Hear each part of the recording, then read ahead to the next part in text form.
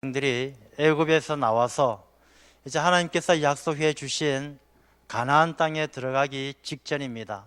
한 38년 동안 광야 생활을 통해서 먼 길을 돌아온 이스라엘 백성들, 이제 호르산에 올라서 눈앞에 가나안 땅을 두고 있습니다. 이 호르산 꼭대기에서 보게 되면 저 멀리 가나안 땅이 보이는 바로 그곳입니다. 이제 가나안 땅까지 가기 위해서는 에돔의 땅을, 에돔 족속이 있는 땅을 지나가야 되는데, 오늘 본문의 말씀을 보니까 이 에돔 땅을 지나갈 수가 없게 되어졌습니다. 이스라엘 백성이 에돔 왕에게 사람을 보내어서 우리가 이 길을 지나갈 때에 당신들의 곡식도 건들지 않고 물도 마시지도 않고 그냥 지나가기만 하겠습니다 라고 이야기했는데, 에돔 왕이 허락지를 않는 거예요. 그러니 이스라엘 백성이 정말로 일주일이면 갈 수 있는 그 거리를 눈앞에 두고도 다시 먼 길을 돌아가야 되는 그런 상황이 되었습니다. 사실 이스라엘 백성들은 광야 생활을 38년 가까이 하면서 지치고 지쳐 있었어요. 금방이라도 빨리 가고 싶은데 또다시 광야를 돌아서 먼 길을 가야 된다는 사실이 마음이 상했습니다. 오늘 본문의 4절 말씀에 보게 되면 길로 말미암아 백성의 마음이 상하니라. 마음이 상했어요. 저는 이 말씀을 이렇게 묵상하는 가운데 과연 마음이 뭘까? 마음. 하나님께서 우리에게 마음을 잘 지켜라라고 이야기하는데 마음이 뭘까 한번 생각을 해보았습니다. 우리가 심장이 마음은 아니잖아요. 이 심장도 마음이 아니고 도대체 우리의 마음은 어디에 있는가? 우리가 생각하는 뇌도 마음이 아니에요. 마음이 뭘까? 곰곰이 생각해 보니까 이 마음은요, 나 자신이에요. 우리의 생각, 우리의 감성, 우리의 이성, 우리의 의지, 이 모든 것을 다 녹여서 내 자신을 나타내는 것이 바로 그 마음이에요. 그래서 이 마음이 상한다는 것은 내 자신이, 내 영혼이 상하고 내 생각이 상하고 내 감정이 상하는 거예요. 그러니까 이스라엘 백성이 마음이 상했다라는 것이 그냥 나 기분 나빠 이 정도가 아니고 그들의 신앙이 흔들리고 그들의 이성적인 생각이 흐트러지고 하나님을 바라보는 시각이 잘못되어지고, 이 마음이 상했다는 것은 그 사람들 정체성이 흔들렸다는 것입니다. 우리가 하나님의 백성이라는 사실을 잊어버린 거예요. 그래서 이스라엘 백성들이 이 마음이 상하기 시작하니까 이 마음에 틈이 생겼어요. 이 사람의 마음에 틈이 생기면 제일 좋아하고 달려드는 것이 누구냐? 바로 사탄이에요. 사탄. 이 마귀가 이스라엘 백성들의 마음이 상하니까 거기에 쫓아와서 뭘 뿌려놓느냐? 불평과 원망의 씨앗을 마구 뿌려놓는 것입니다. 여러분, 사람의 이 마음이 상하게 되면요, 그 상한 마음은 금방금방 전염이 돼요. 여러분들 가정생활을 한번 해보시면 알고, 또 직장에서도 마찬가지일 겁니다. 가족들이 모여 있는데 한 사람이 마음이 상했어요. 아빠가 마음이 상했든지 엄마가 상했든지 한 사람 마음이 상하면요, 서로 두세 마디만 주고받으면 5분 안에 다 전염이 돼요. 다 마음이 상해가지고 이때까지 기분 좋다가도 한 사람 마음 상하면 전부 다 마음이 상해서 기분도 나빠지고 분위기가 나빠지는 거예요. 사람 마음뿐만 아니죠. 과일도 그래요. 귤 한 박스 있으면 그 안에 상한 과일이 두세 개만 들어있으면 하루도 못 가서 그 과일이 다 상해서 못 먹게 되는 거예요. 동물학자들이 실험을 했습니다. 개코 원숭이 떼를 관찰했는데 이 원숭이 떼들이 모여서 사는데 어느 날 아주 힘센 원숭이가 자기보다 좀 힘이 약한 원숭이를 때렸어요. 뭐 이유는 물어보지를 못해서 모르겠습니다만 때렸어요. 때렸는데 이 맞은 원숭이가 맞고 내 잘못했나 보다 회개하는 것도 아니고 맞고 나니까 기분이 상한 거예요. 이 맞은 원숭이는 어떻게 합니까? 또 자기보다 약한 원숭이 불러서 때리는 거예요. 또 그 맞은 원숭이는 어떻게 해요? 또 자기보다 약한 원숭이 불러다 때리는 거예요. 그러니까 이 개코 원숭이들을 관찰해 보니까 누구 하나가 다른 원숭이의 마음을 상하게 때리니까 그 원숭이들 전체가, 그 종족 전체가 다 싸우고 다투면서 모두가 마음이 상해서 아주 엉망이 되더라는 것을 이 동물학자들이 실험을 했어요. 이 사람의 마음이 상하는 것도 마찬가지예요. 누구 하나 마음이 상하면요, 금방 그 같이 있는 공동체가 다 마음이 상하는 거예요. 그러니 이스라엘 백성들이 그 상한 마음의 마귀가 불평과 원망의 씨앗을 뿌렸습니다. 그 불평과 원망의 씨앗을 뿌리니까 이들이 모세에게 찾아와서 하나님과 모세를 원망하기 시작합니다. 그런데 여기서 우리가 하나 생각해 볼 것이 있습니다. 이 이스라엘 백성들이 왜 마음을 상했느냐? 왜 마음을 상했느냐? 이들이 길 때문에 마음이 상했는데 그 길이 어떤 길이냐를 한번 생각해 보아야 합니다. 이스라엘 백성들은 가고 싶은 길이 있었어요. 어떤 길이냐? 에돔 족속이 다스리고 있는 그 길을, 넓고 좋은 길, 빠른 길, 자기들의 조급한 마음으로 금방이라도 가나안 땅에 가서 행복하게 살고 싶은 그 길을 이 이스라엘 백성들은 가고 싶었죠. 그들의 생각은 자기 중심적으로, 내가 편한 길, 넓은 길, 좋은 길로 가고 싶은데 하나님께서는 먼 길, 좁은 길, 힘든 길로 이끌어 가니까 이들의 마음이 상했던 것이에요. 다시 말해서 이스라엘 백성들이 가고자 하는 길은 하나님께서 인도하시는 길이 아니라 자기들이 가고 싶은 길을 가고자 했는데 자기들의 생각, 자기들의 뜻대로 되지 않으니까 마음이 상했다는 것입니다. 여러분, 우리가 살다 보면 마음 상할 때가 많죠. 마음 상할 때 많습니다. 여러분, 그 마음 상할 때 다시 한번 깊이 생각해 보아야 할 부분이 바로 이 부분이에요.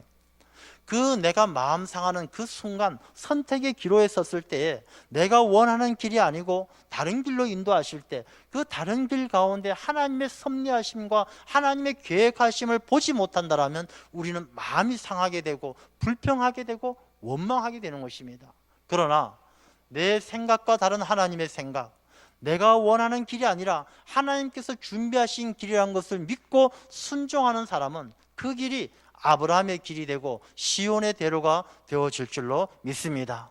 그래서 이 말씀은 무슨 의미냐?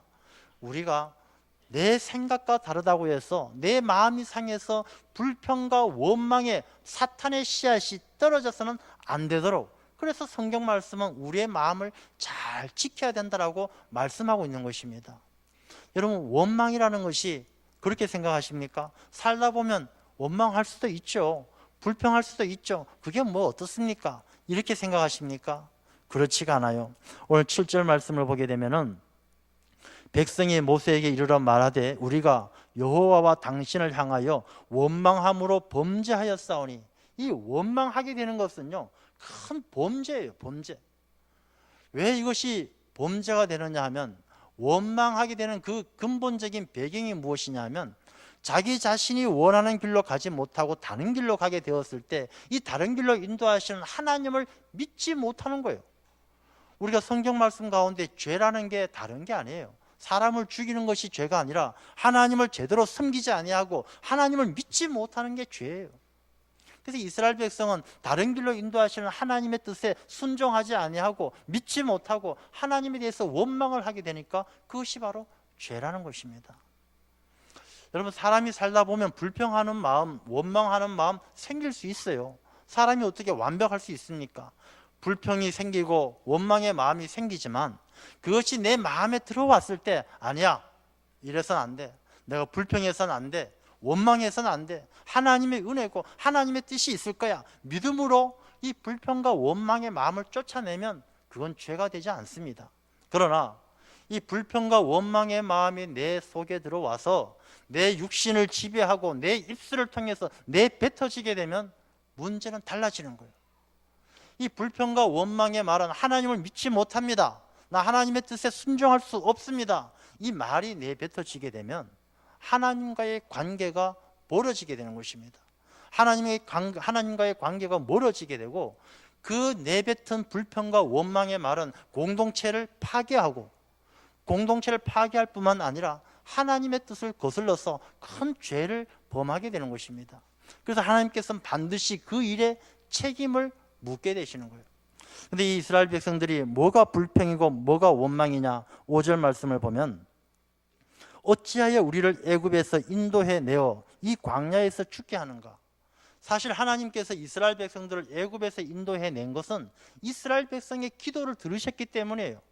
이스라엘 백성이 하나님, 언제까지 우리가 이 종살이 해야 됩니까? 불쌍히 여겨주시고 우리를 구원해 주십시오, 인도해 주십시오. 하나님께서는 긍휼하게 여겨주시고 그들을 인도해 주셨는데 그 하나님의 섭리하심과 하나님의 긍휼하심을 다 잊어버린 거예요. 이 마음에 불평이 들어오고 원망이 들어오면요, 이전에 있었던 하나님의 은혜, 여기까지 인도해 주신 하나님의 은혜를 다 잊어버리는 거예요. 불평과 원망은 그렇게 무서운 거예요. 그 다음에 무엇을 이야기합니까? 먹을 것도 없고 물도 없다. 성경 말씀을 보게 되면 이스라엘 백성의 광야에서요, 먹을 것이 없어 죽은 사람 한 명도 없어요. 마실 물이 없어서 죽은 사람 한 명도 없습니다. 먹을 것이 없고 마실 물이 없는 것이 문제가 아니라 하나님께 불순종하고 우상을 섬겼기 때문에 수많은 사람들이 하나님의 진노를 받으신 것 우리가 잘 기억하고 있는데, 이들은 하나님을 제대로 섬기지 못하는 게 잘못이 아니라 먹을 게 없고 마실 물이 없는 하나님께서 우리에게 주신 게 이게 뭐냐 따지는 것입니다. 뭐라고 따지느냐? 하나님, 우리 마음이 이제는 이 하찮은 음식을 싫어합니다. 하찮은 음식이 뭐예요? 만나죠, 만나. 하나님께서 이스라엘 백성들을 광야에서 살려주시기 위해 그들에게 일용할 양식으로 광야에서 만나를 주셨는데 이제는 하찮게 생각하는 것입니다. 하나님의 은혜 퇴색하고 아무런 의미 없고 하나님 주신 은혜 이게 뭡니까? 필요 없습니다. 이런 마음을 가지는 거예요. 그러니 이 불평과 원망의 마음이 하나님 앞에 범죄하게 만들어가는 것입니다. 여러분, 우리는 어떻습니까? 힘들고 어려운 일을 만나면 이 불평과 원망의 노예가 되어서 여기까지 오늘까지 인도해 주신 하나님의 은혜, 지금까지 인도해 주신 하나님의 은혜를 잊어버리고 일용할 양식을 주시고 우리에게 입을 옷을 주시고 다 주셨는데 하찮게 여기는, 하나님께서 주신 것을 하찮게 여기는 그런 어리석은 하나님을 떠난 그런 사람이 되어서는 안 될 것입니다. 왜? 하나님을 떠난 사람은 하나님께서 반드시 책임을 물으셔서 오늘 말씀을 보게 되면 불뱀을 보내어서 이스라엘 백성이 불뱀에 물려서 죽게 생겼습니다. 이 불뱀은 중동 지역에 있는 독사인데요, 이 뱀에게 물리면 굉장히 심한 고열이 납니다. 그래서 죽게 되는 그런 독사인데, 이 이스라엘 백성들이 불평하고 원망하니까 이 불뱀에게 물려서 큰 하나님의 진노하심을 하나님 앞에 책임지는, 자기의 범죄에 대해서 죗값을 치르는 그런 결과가 나왔다는 것입니다. 제가 이 말씀을 준비하면서 또 다른 이렇게 책을 참고 자료를 찾다 보니까 이런 이야기가 있더라고요. 어떤 병원에, 산부인과 병원에 임산부가 실려왔습니다. 이제 임산부가 와서 오늘 내일 합니다. 한 하루 이틀 후면은 출산을 해야 되는데, 이 임산부가 와서 병원에 딱 누웠습니다. 이 병원에 딱 침상에 누워서 보니까, 병상에 누워서 보니까 바로 앞에 예수님의 이 사진, 예수님의 그림이 액자가 걸려 있는 거예요. 근데 이 여자분은 예수님을 믿지 않는 사람이에요. 예수님을 믿지 않고 오히려 조금 안티적인, 기독교를 반대하는 입장에 있었던 임산부인데 그 그림을 보니까 기분이 나쁜 거예요. 예수님 그림, 예수님 액자 치워주십시오. 간호사 불러서 좀 치워주십시오. 간호사가 아닙니다. 우리 교회, 우리 병원은 기독교 병원인데 저 그림, 저 액자를 치울 수 있는 사람은 아무도 없습니다. 어떻게 주님을 치울 수 있겠습니까? 치울 수 없습니다. 원장 불러주세요. 원장님 치워주세요. 원장님도 아닙니다. 이건 주님께서 세워주신 병원인데 어떻게 주인 되시는 주님을 내리겠습니까? 안 됩니다. 이 임산부가, 내일 모레 애를 낳아야 될 임산부가 화가 나서 벌떡 일어나서 그 액자를 확 집어뜯는 거예요. 내 아이가 태어나면서 저 예수님 그림을 보게 할 수는 없습니다. 절대로 저 그림을 보게 할 수는 없습니다. 확 뜯어버렸어요. 이틀 뒤에 이 임산부가 아이를 낳았어요. 이 아이를 낳았는데 이 아이는 그 엄마 말대로 그 그림을 볼 수가 없었어요. 왜? 시력을 잃어버린 채로 태어났기 때문입니다. 이 사람이 원망의 말을 하고 분노의 말을 하고 불평의 말을 하는 것은요, 거기에 반드시 책임이 따른다는 것입니다. 이스라엘 백성들이 그렇게 불뱀에 물려 죽어가니까 이들이 그 고통 중에 회개하게 되죠. 7절 말씀에 보면 백성이 모세에게 다시 와서 이야기합니다. 여호와와 당신을 향하여 원망함으로 범죄하였사오니 여호와께서 기도하여 이 뱀들을 우리에게서 떠나게 하소서.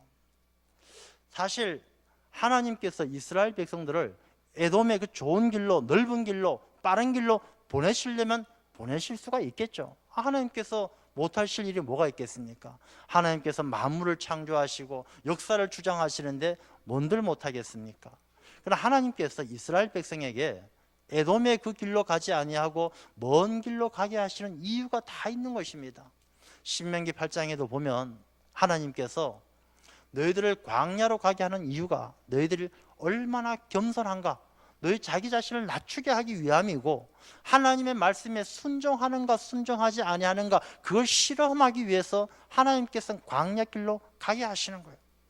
광야의 그 시간을 통해서 하나님 앞에 겸손하고 하나님의 말씀에 순종하기를 원하시기 때문에, 훈련되어지기를 원하기 때문에 하나님은 광야 길로 인도하시는 것이지, 하나님께서 뭐 그들을 애먹이려고 골탕 먹이려고 그러는 것이 아니란 것입니다.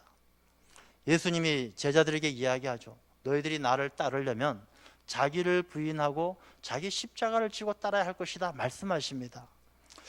하나님께서 우리에게 원하시는 것은요, 자기를 부인하는 길이에요. 자기가 가고 싶은 편하고 좋은 길로 가는 자기 중심적인 삶을 내려놓고 자기 십자가, 힘들고 어려운 길일지라도 주님 가신 그 길, 하나님이 인도하시는 그 길에 겸손하게 순종하면서 오기를 원하시는데, 이 이스라엘 백성들은 그렇지가 못했다는 것입니다. 그래서 그들은 모세를 찾아와서 자기들의 잘못에 대해서, 원망한 것에 대해서 범죄하였사오니 이 뱀들을 물리쳐 주십시오 하고 회개하고 모세에게 부탁을 하죠. 모세가 하나님께 기도합니다. 하나님께서 응답을 하십니다. 어떻게 응답하시느냐? 8절 말씀을 보면 여호와께서 이르시되, 모세에게 이르시되 불뱀을 만들어 장대 위에 매달아라. 물린 자마다 그것을 보면 살리라. 모세가 놋뱀을 만들어 장대 위에 다니 뱀에게 물린 자가 놋뱀을 쳐다본 즉 모두 살리라. 참 이상하죠. 제가 생각해도 이 말씀을 처음에 읽을 땐 참 이해가 안 됐어요. 왜 하필 뱀이라면 징글징글 하잖아요. 수많은 사람이 뱀에게 물려 죽었고, 저도 뭐 이렇게 좀 무서운 걸 잘 보는 편인데 징그러운 걸 잘 못 봐요. 이 뱀이 얼마나 징그럽습니까? 아마 이 이스라엘 백성이 뱀에게 물려 죽고 뱀 때문에 징글징글할 터인데, 또 놋으로 뱀을 만들어 장대에 달고 그것을 보라 할 때 사람들이 안 그랬겠습니까? 뱀, 그냥 생각도 하기 싫다. 꼴도 보기 싫은데 또 무슨 놋으로 뱀을 만들어 그걸 보라고 해. 그거 본다고 낫겠어? 아마 이 많은 사람들이, 그 상한 마음이 고쳐지지 않은 사람들은 그 놋뱀을 보지 않았을 것입니다.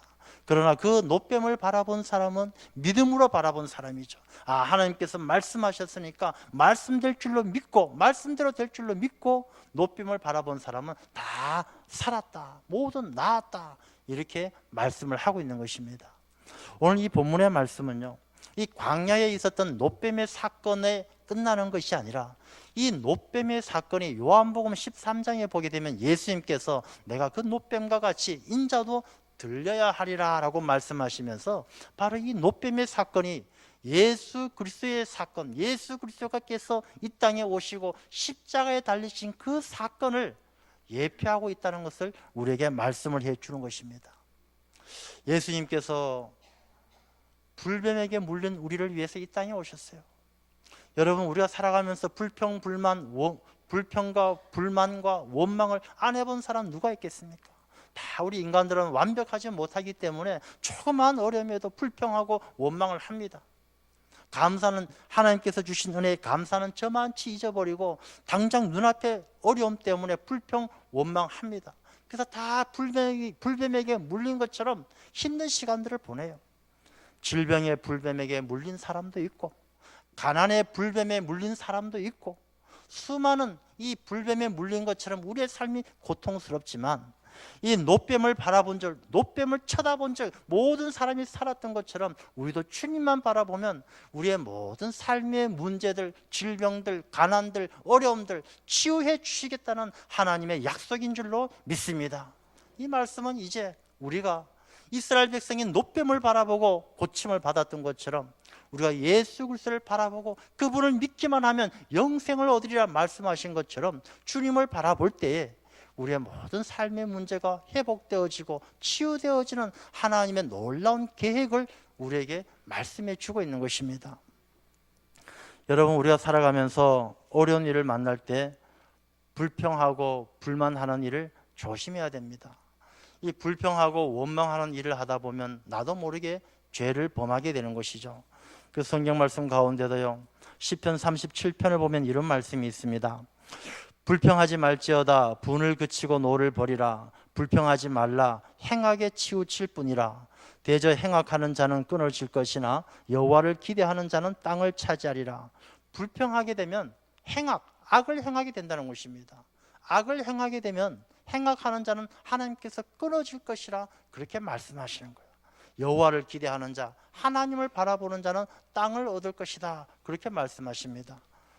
우리가 불평하는 사람하고 감사하는 사람의 삶의 질은요, 천지차이입니다. 어떤 학생이 공부를 해요. 공부를 하는데 이 학생이 참 부모님의 은혜가 감사한 거예요.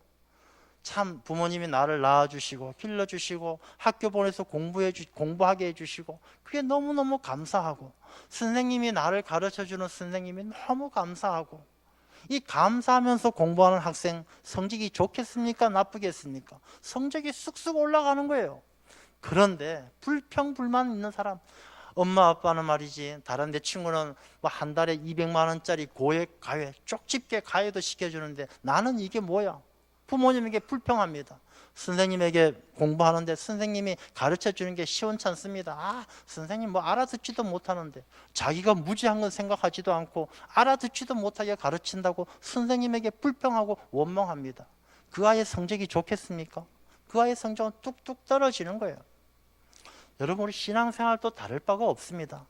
하나님께서 내게 주신 은혜, 여기까지 인도해 주신 은혜, 만나로 일용할 양식을 주시고, 내가 갈 곳을 잃어버릴 때마다 장막 칠 곳을 예비하시고 여기까지 오게 하신 하나님의 은혜에 감사하고 또 감사하며 살아가는 사람은요, 그 신앙이 쑥쑥 자라나서 하나님께서 복 주시지 않을 수가 없는 그런 하나님의 사람이 될 줄로 믿습니다.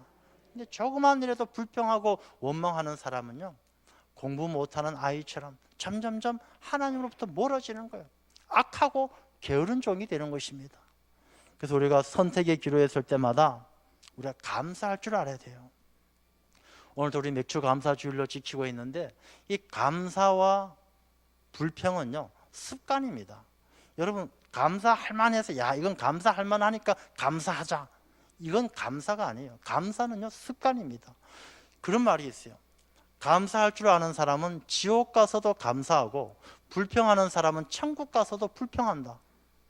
이 불평하는 사람은 아무리 좋은 환경이고 좋은 여건이 주어져도 불평하게 되고, 감사할 줄 아는 사람은 아무리 어려운 형편이고 힘든 상황에서도 감사함으로 어려움을 이겨낸다는 것입니다. 우리가 감사할 줄 아는 사람이 놋뱀을 쳐다보듯이 감사하는 믿음이 예수 그리스도를 바라보게 하실 줄로 믿습니다. 그래서 감사의 마음을 가져야 돼요. 성경 말씀은 우리 성도에게 무엇을 권면하십니까? 주 예수를 바라보라. 예수님을 바라보기를 원하십니다. 하나님의 긍휼하심을 바라보라. 하나님의 계획하심을 바라보라. 하나님의 일하심을 바라보라. 하나님께서 상 주시는 자의 심을 믿으라. 그렇게 이야기하십니다. 우리의 시선을 딴 데 두기를 원하지 않으셔요. 학생은 책에다 시선을 두어야 공부 잘하는 것이고, 의사는 환자의 시선을 두어야 그 사람의 병을 고칠 수 있는 것입니다.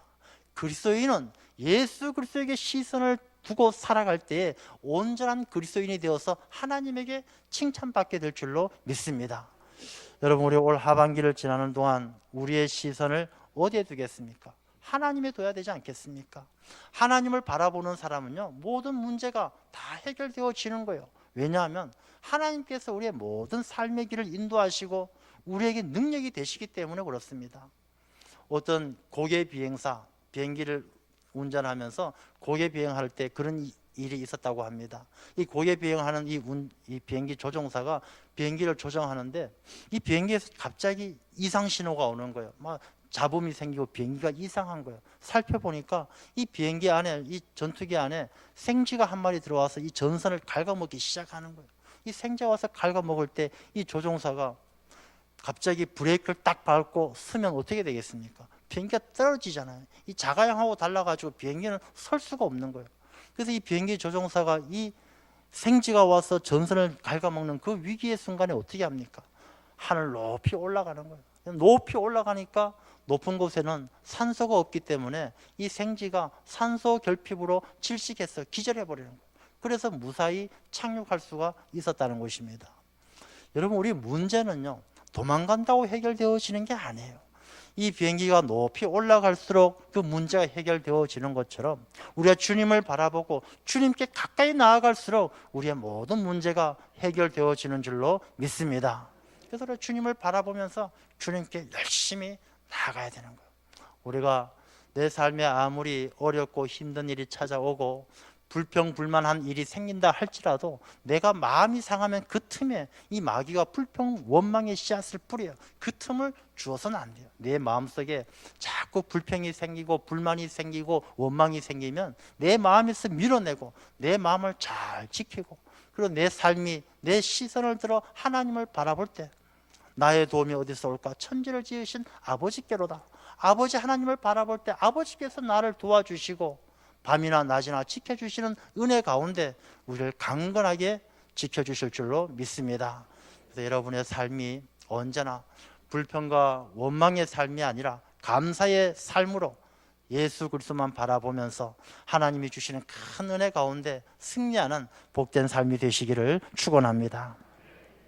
하나님 아버지,